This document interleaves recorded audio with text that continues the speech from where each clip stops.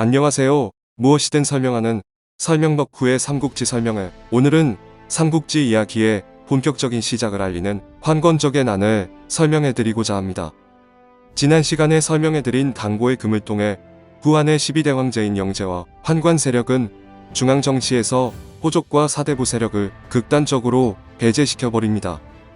황제에게 충원을 할 사대부 세력이 없어지자 영제는 자신이 직접 벼슬의 정가를 매겨 판매하는 등 매관매직에 앞장서며 비자금 조성에 열을 올리게 됩니다.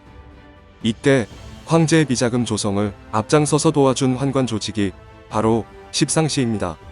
십상시는 수장인 장양과 부수장인 조충을 필두로 한 12명의 환관으로 구성되어 있었습니다. 이들은 영제와 함께 매관매직의 선두주자로 활동했지만 돈을 받고 관직을 산 사람들의 임기를 전혀 보장해주지 않았고 수시로 더 많은 뇌물을 준 자들에게 관직을 대체하게 했습니다. 이로 인해 당시 지방 수령의 임기는 1년을 넘기는 경우가 매우 드물었다고 합니다. 따라서 돈을 주고 관직을 얻은 자들은 본전을 뽑기 위해 백성들에게 천문학적인 세금을 징수하는 등 수탈을 서슴지 않았고, 이에 참다 못한 백성들은 전국 각지에서 난을 일으키게 됩니다. 그중 가장 방대한 규모로 일어났던 난이 바로 184년 장각을 필두로 한 환건적의 난이었습니다. 장각은 노자의 사상에 심취하여 도교의 경전인 태평청령서를 공부하였는데요. 그는 스스로를 대연양산하고 칭하며 사람들에게 자신이 깨달은 바를 설교하면서 일종의 교단이라고 할 수 있는 태평도를 창시하게 됩니다. 장각이 부적을 태운 물로 병든 이들을 치료한다는 소문이 퍼지자 태평도의 신도는 수만 명에 이르게 되었으며 중국 북부 지역에서 장각의 명성이 널리 퍼지게 됩니다. 183년 장각은 규모가 커진 태평도를 이끌어갈 36명을 방이라는 직책에 임명하여 신도들을 나누어서 관리하게 하는데요.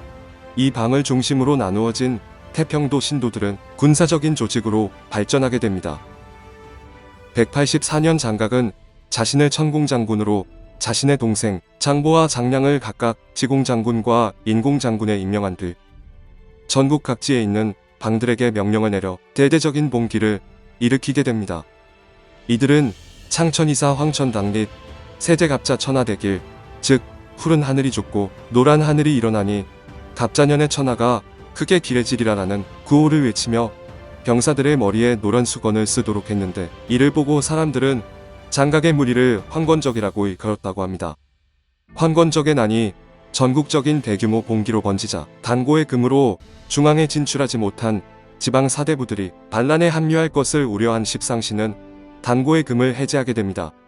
그리하여 조정에서는 당시 새로운 외척으로 등장한 하진을 대장군으로 임명하고 여러 청류파 사대부들을 등용하여 환건적의 난을 진압하도록 합니다. 그들 중에서도 가장 큰 공을 세운 사람은 황보숭과 조준, 노식이었습니다. 이때 삼국지의 주인공이라고 할 수 있는 유비 또한 관우, 장비와 함께 의병을 일으켜 관군의 편에 서게 됩니다. 환건적이 난 초기에는 환건적이 우세하였는데요. 그러나 황보숭이 장사지역에서 타제가 이끄는 수만 명의 황건적을 무찌른 뒤 전세가 역전되게 됩니다. 황보숭이 장사지역의 황건적들을 토벌하는 동안 노식은 하북지역에서 장각과 맞서고 있었습니다. 장각은 노식에게 연달아 패하며 광종지역에서 관군에게 포위당하게 되는데요. 그러나 노식이 조정에서 감찰 나온 관리에게 뇌물을 주지 않아 벼슬에서 쫓겨나게 되면서 장각의 황건적군은 위기를 넘기게 됩니다. 조정에서는 동탁을 노식의 후임으로 임명했지만 별다른 성과를 올리지 못하자 황보숭이 장각의 군대와 맞서게 됩니다. 184년 10월 황보숭이 장보가 이끄는 황건적에게 대승을 거두게 되면서 황건적의 수뇌부가 무너지게 됩니다. 이때 장각은 이미 병으로 죽어 있었는데요. 황보숭은 장각의 시체가 담긴 관을 부수고 장각의 머리를 잘라 낙양으로 보냈고, 이로 인해 황건적의 난은 일단락되게 됩니다.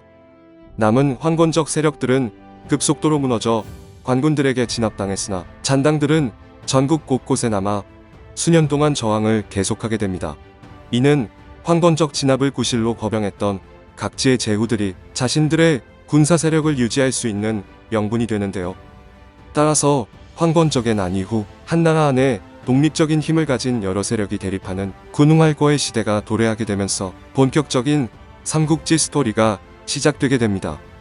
한편 조정에서는 십상시가 황건적인 안을 진압한 자들의 공적을 가로채 스스로를 열후에 봉하게 되는데요. 열후에 봉해진 그들은 조정 중신들을 모함하고 뇌물을 받는 등 저지르는 만행의 정도가 점점 도를 지나치게 됩니다. 이는 새로운 외척 세력으로 권력을 잡은 하진과 청류파의 결속을 초래하게 되고 십상시와 외척, 청류파가 전부 연루된 또 하나의 큰 사건, 십상시의 난으로 이어지게 됩니다. 오늘은 삼국지가 펼쳐지는 배경인 군웅할거 시대를 만드는 데 기여한 황건적의 난을 알아봤습니다. 그럼 설명 덕후는 십상시의 난 설명과 함께 다시 돌아오도록 하겠습니다. 제 영상이 유익하셨으면 구독과 좋아요 한 번씩 꼭 부탁드리겠습니다. 감사합니다.